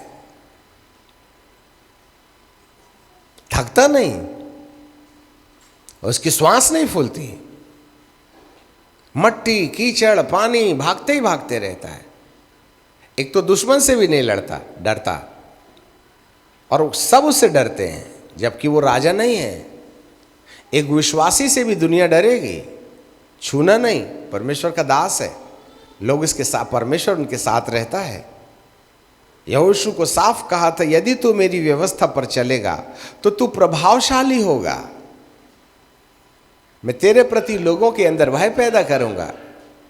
और इस तरीके से कहीं ना कहीं परमेश्वर एक धर्मी जन को वहां पहुंचा देता है जहां आप अपने आत्मिक जीवन में कभी नहीं थकिएगा। शुरुआत के दिनों में हम क्या किया करते थे? चलिए, अब आप कहेंगे सर इस बाइबल के अंदर छुपे हुए कप्पे को कैसे प्राप्त किया जाए? तो मैं अपनी जीवन की साक्षी आपके सामने रखना चाहते हैं। शुरुआत के दिनों से लेकर आज तक हमारी ये आदत बनी पड़ी है, हम शाम को 4 बजे 5 बजे अपना ऑफिस समाप्त करने के बाद वहीं से कहीं पहाड़ पर चढ़ जाया करते थे और एक साफ सुथरी जगह पर, जहां दूर दूर से लोगों की आवाज़ें नहीं आती हैं, ना मोटर गाड़ी का हॉर्न सुनाई देता है, हम उस पहाड़ की चोटी पर बैठ जाया करते थे। और इसके बाद में दूर दूर तक जिस पहाड़ों का चित्र दिमाग में नहीं बनता है, बहुत दूर क्षितिज की ओर हम देखा करते थे आँख खोल करके, और लगातार लगातार हम दूर दराज की पहाड़ियों को देखते थे।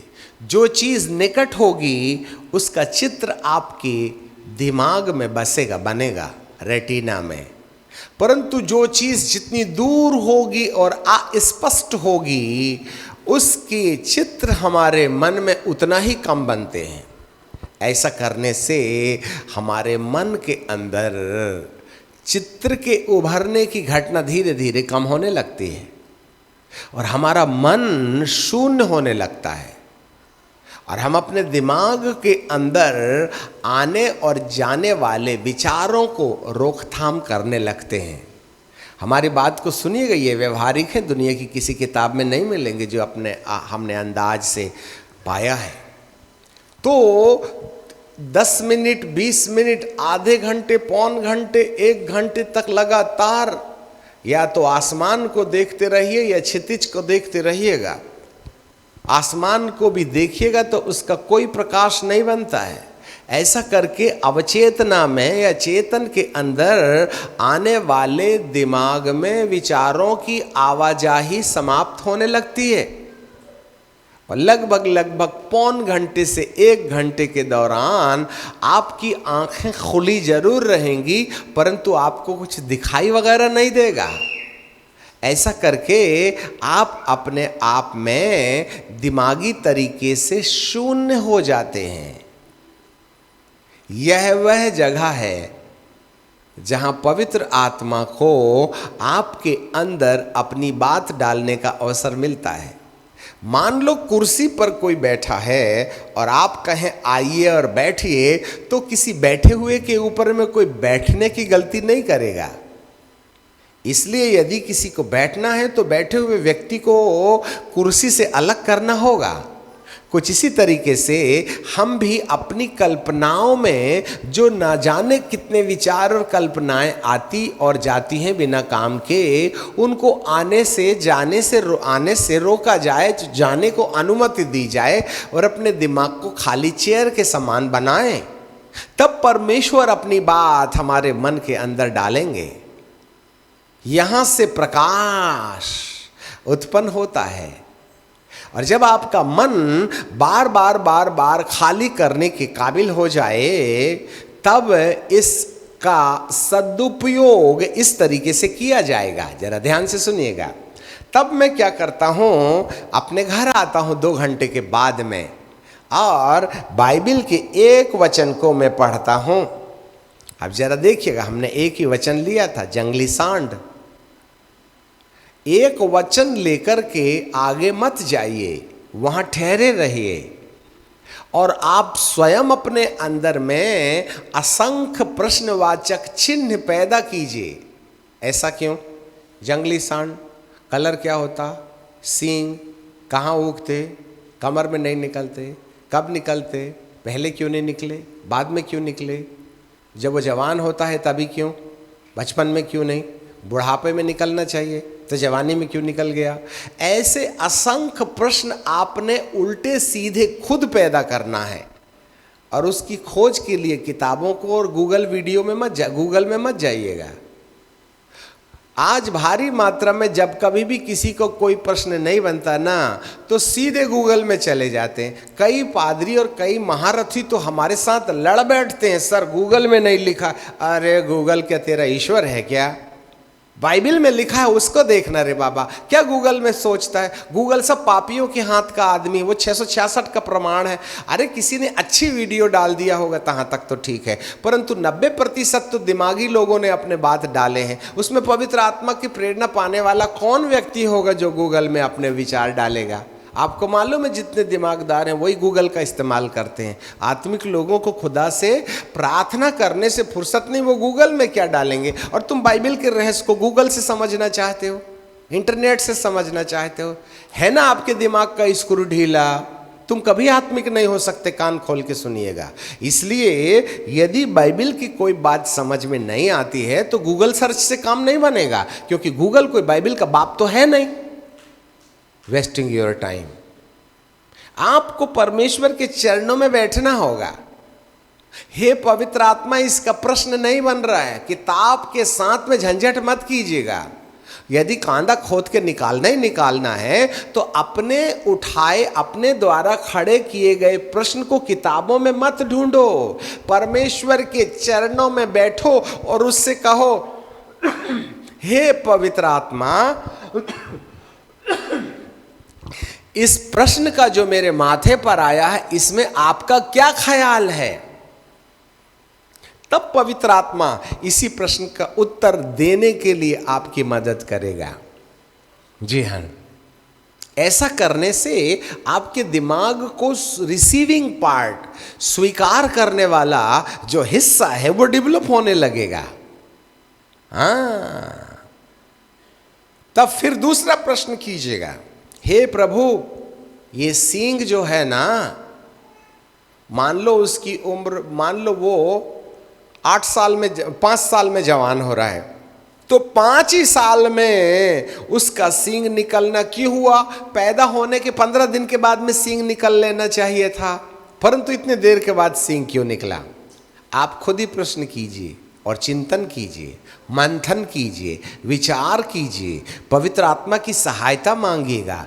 तब पवित्र आत्मा सारे विज्ञान का रचयिता, विज्ञान से ही सींग 5 साल के बाद क्यों निकलता है इसका रहस्य बताना शुरू कर देगा। तब आपके कान उसकी बात सुनने के जब प्रैक्टिस में आ जाएंगे, आदी हो जाएंगे, तो धीरे धीरे पवित्र आत्मा की आवाज़ अपने प्रश्नों में कैसे सुन लेते हैं ये आदत बन जाएगी। तब मान के रखिए, बाइबल तुम्हें अलग रीति से समझ में आने लगेगी। हालेलुया।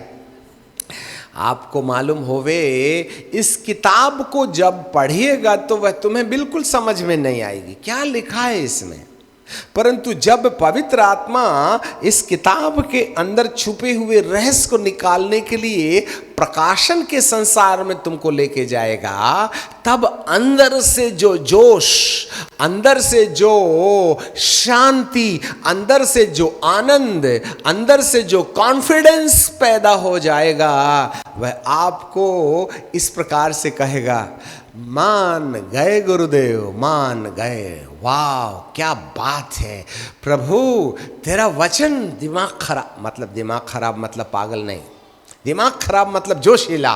क्या बात है प्रभु, वाह, हालेलुया। आप अकेले बाथरूम में ऐसे नाचिए जैसे कोई शूटिंग कर रहा होगा। मुझे नहीं मालूम ये वाला पागलपन का भूत आपको कभी सताया था कि नहीं।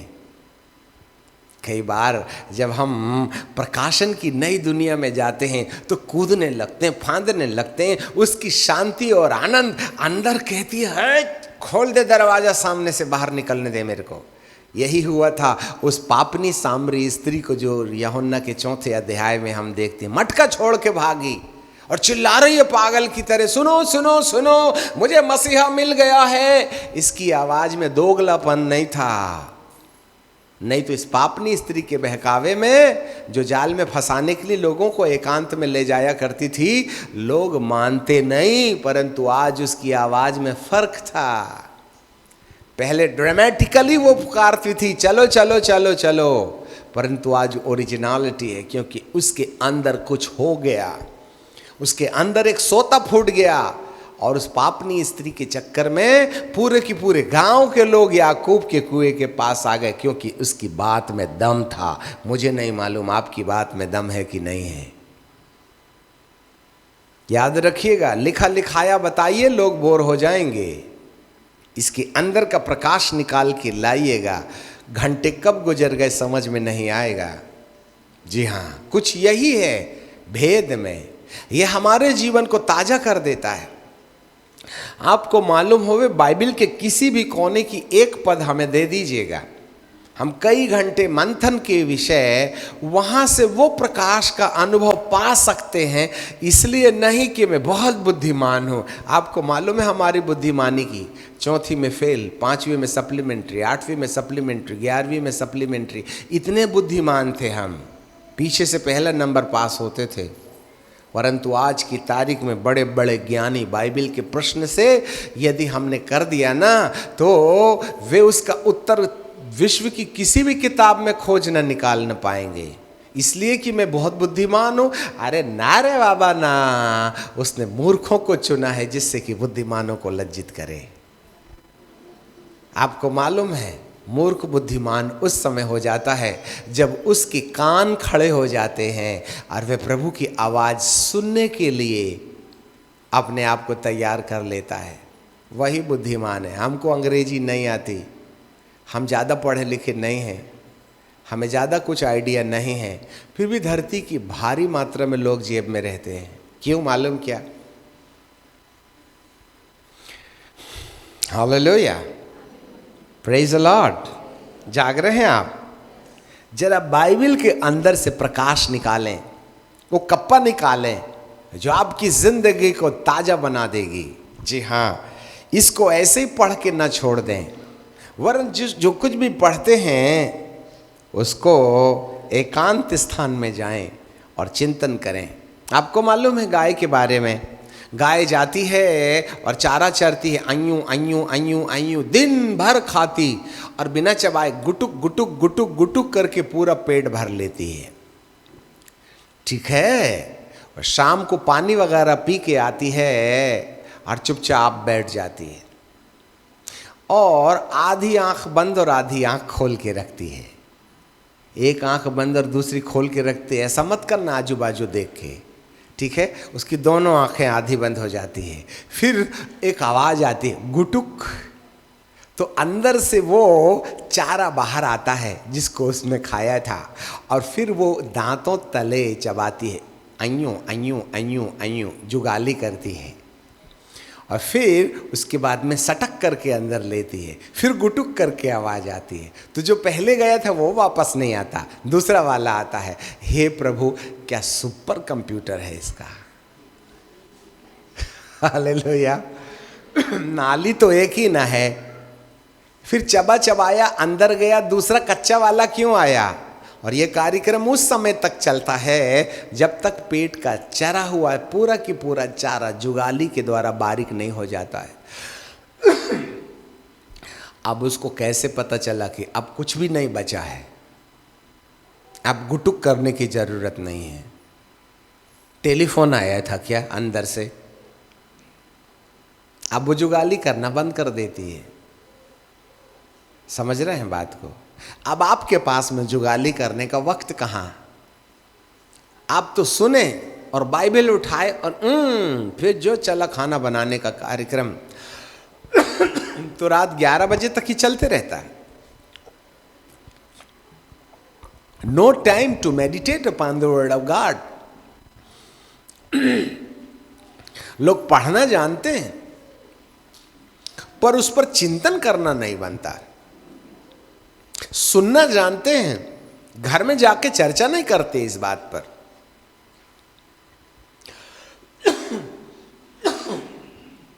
और हमारी एक आदत होती है, जो हम प्रचार करके चले जाते हैं तो खाने की टेबल में ज़्यादा बात नहीं करते, वहाँ हमने क्या प्रचार किया बोल के हम खुद ही चिंतन करते हैं, तो खुद में मज़ा लेते रहते। वाह, आज क्या बात निकली मेरे मुंह से, मज़ा आ गया।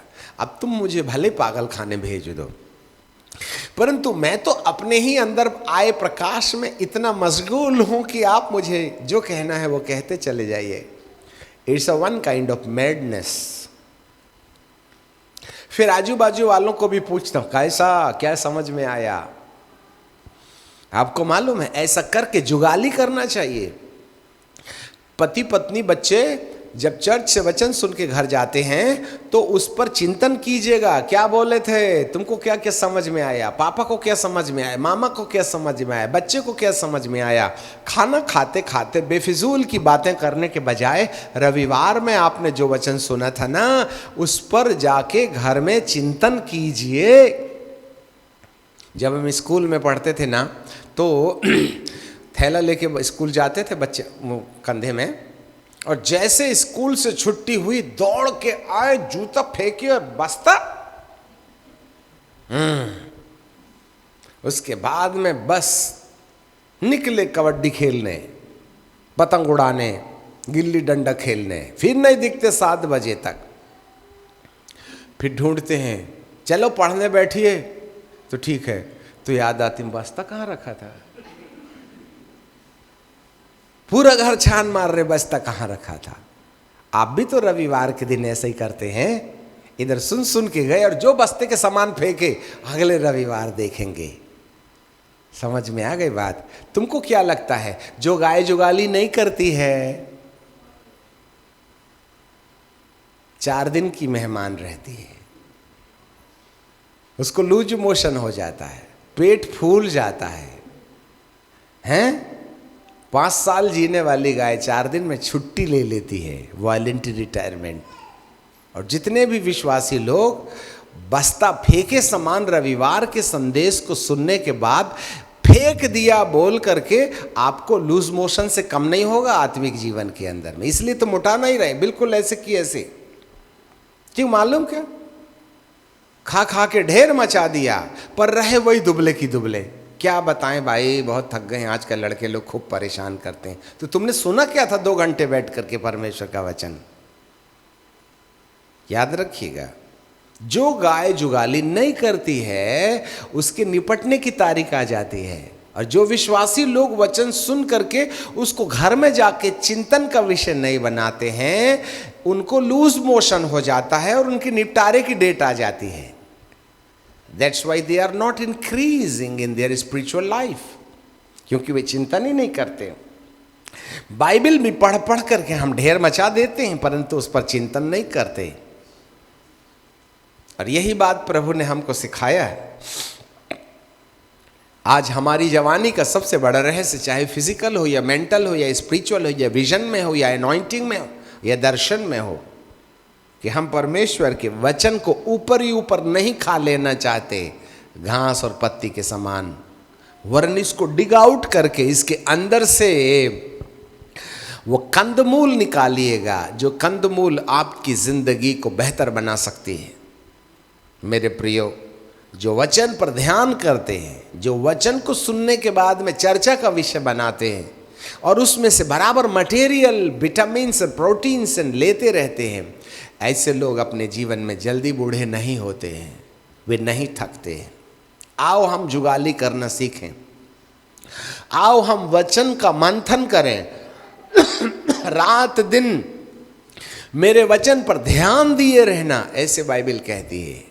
जी हाँ, जो भजन संहिता 1 में लिखा है कि जो मेरे वचन पर ध्यान करते हैं वो बहती हुई नाली के समान, बहती हुई नाली के किनारे लगाए हुए उस पेड़ के समान हैं जिनके पत्ते कभी मुरझाते नहीं हैं। पढ़ लीजिएगा भजन संहिता और इसका पहला अध्याय 1 पद से, तो वहाँ हमें इस प्रकार से लिखा मिलेगा, धन्य है वह पुरुष जो दुष्टों की युक्ति पर नहीं चलता और अपने पापियों के मार्ग पर न खड़ा होता है और न ठट्ठा करने वालियों की मंडली पर चलता है, वरन वह तो यहोवा की व्यवस्था से प्रसन्न रहता है और वह व्यवस्था पर रात दिन ध्यान करता रहता है। और जब ध्यान करेगा तब वह उस वृक्ष के समान हो जाएगा जो बहती नाली के किनारे लगाया गया है और उसके पत्ते मुरझाते नहीं और वह ऋतु में फलता भी है और हर समय हरा भरा रहता है। ऐसा व्यक्ति जो कुछ भी करेगा उसका काम सफल होता है। रेवलेशन। आज तो प्रकाशन लोगों को डाइजेस्ट ही नहीं होता और प्रकाशन पाना चाहते भी नहीं हैं, तो आपकी जवानी लौटे कैसे? आप बूढ़े क्यों नहीं होइएगा जब आप मंथन करते नहीं? जिसकी आत्मिक वृद्धि नहीं हो रही है वह चिंतन रहित व्यक्ति है। जो आत्मिक दर्शन में, अभिषेक में, परमेश्वर की समझ में नहीं बढ़ रहा है, वह व्यक्ति है जिसने जुगाली करना बंद कर दिया है। वो चिंतन नहीं करता है। आइए बैठिए, 2 घंटे कुर्सी गर्म कीजिएगा, फिर चले जाइए कान में पेंसिल दबा के, नहीं चलेगा इसमें। जो व्यक्ति चिंतन करता है, रात में भी चिंतन करता है, दिन में भी चिंतन करता है, रात और दिन, day and night meditating upon the word of God, तब कप्पा निकलता है, तब खाना निकलता है, तब प्रकाशन की दुनिया बाहर आती है, तब आपकी जवानी रहेगी, आप बूढ़े नहीं होइएगा। हालेलुया। इन 50 सालों में सन 70 के बाद से आज तक हम किसी के ठोकर खिलाए खाए नहीं, किसी के डिस्करेज किए हुए नहीं। हम तो हाथी चले बाजार और कुत्ता भूखे हजार, कुछ ऐसे ही मिजाज के आदमी हैं। तुमको जो करना है वो करते रहो, हम अपना काम करते रहेंगे। किसी के सताए जी दुखता नहीं, किसी के आए खुशी होती नहीं, किसी के जाए दुख होता नहीं। इसलिए हमने बहुत बड़ा गेट खोल के रखे हैं, जिसको आना है आइए, वेलकम, खुशी होती नहीं, जिसको जाना है जाइए, हमें दुख होता नहीं। क्योंकि तुम कौन सा सोने का अंडा देके जाइएगा। Be careful. आत्मिक यात्री किसी इंसान को देख करके ठोकर नहीं खाता। वह जवान है, वो दौड़ता रहेगा। एक बार प्रकाशन के सत्य को अपने जीवन के अंदर में काम में लाना शुरू कर दीजिएगा, आप कभी भी अपने जीवन के अंदर नहीं थकिएगा। हालेलुया। कोई तुम्हें प्रोत्साहित करे या ना करे, कोई तुम्हें डिस्करेज करे या ना करे, हम तो अपने आत्मिक जीवन में बढ़ते चले जाएंगे। हाय उस पर जो इंसान को देख करके ठोकर खाता है। उर्दू में थोड़ा कड़वा लगता है, लानत है उस इंसान पर जो इंसान को देख करके ठोकर खाता है। इसलिए आज तक हमको कोई अपने रास्ते से हिला नहीं पाया, क्योंकि हम तो कप्पा खाने के आदी हैं। हम तो लाल प्याज, जंगली लाल प्याज और काली हल्दी खाने के काबिल हैं, जो 70 साल के बाद भी मुझे 25 साल का जवान बना देती है। प्रभु आपके मन की आंखों को खोले और ज्ञान और प्रकाश की आत्मा दे, जिससे कि आप परमेश्वर के बेहतर आत्मिक जीवन में आगे बढ़ सकें। आइए हम लोग प्रार्थना करें। सनातन काल के विराट परमेश्वर, हम आपको धन्यवाद देते हैं। आपकी आराधना और स्तुति और तारीफ करते हैं प्यारे पिता, आज के इस महत्वपूर्ण दिन के लिए जो आपने हमें दिया है। हमें आपने जंगली सांड के समान बुलाया है। उसके सींग को मजबूत बनाने के लिए केवल घास पत्ती से काम न चलेगा, वरन वो जमीन के अंदर में पाया जाने वाला कंदमूल जो उसके अंदर में एक नई शक्ति देता है। कुछ इसी तरीके से बाइबल के अंदर छुपे हुए रहस्यों को खोज निकालने के लिए हमको चिंतन और मनन करने का वक्त दीजिएगा, जिससे कि प्यारे पिताजी हम सब कहीं ना कहीं बाइबल को लिखा है ना वैसे ही ना जान लें, वरन उसके अंदर का रहस्य क्या है उसको समझने के द्वारा अपने अंदर विटामिन्स एंड प्रोटीन्स को इकट्ठा करें, जो हमारी जिंदगी में कैंसर आने से रुकावट पैदा कर सकता है। प्यारे पिता, आप हम पर अपनी दया होने दीजिएगा। आपको महिमा, आदर और सम्मान देते इस समय प्यारे पिताजी जो अपने जीवन में थकी हुई हालात में हैं, उनके साथ बातचीत कीजिएगा। जिनका दर्शन मिट गया, जिनका अभिषेक खत्म हो गया, जो लोग परिवार में निराश हो गए, जो अपने धन में निराश हो गए हैं, प्यारे पिताजी आज इस वचन के रहस्य में उनके अंदर एक नई ताजगी आ जाए, जिससे कि वे कभी न थकने वाले जीवन में चलते रहें। नौकरी मिले या न मिले, हम आपका दामन थामे रहेंगे। कोई हमें प्यार करे या न करे, वही बाइबल के वचन के अनुसार चलते रहेंगे। कोई हमें जितना भी निराश करना चाहे निराश कर दे, परंतु हम अपनी भुलाहट पर खड़े रहेंगे। ऐ पिता, हमारी जिंदगी में लंगर लगा दीजिएगा। इस प्रकाशन के द्वारा हमें एक स्थिरता दे दीजिएगा, जिससे कि कभी नहीं थकने वाला जीवन हमें मिलने पाए। बाप, हम आपको धन्यवाद देते हैं, यीशु नासरी के नाम से मांग लेते हैं, आमीन।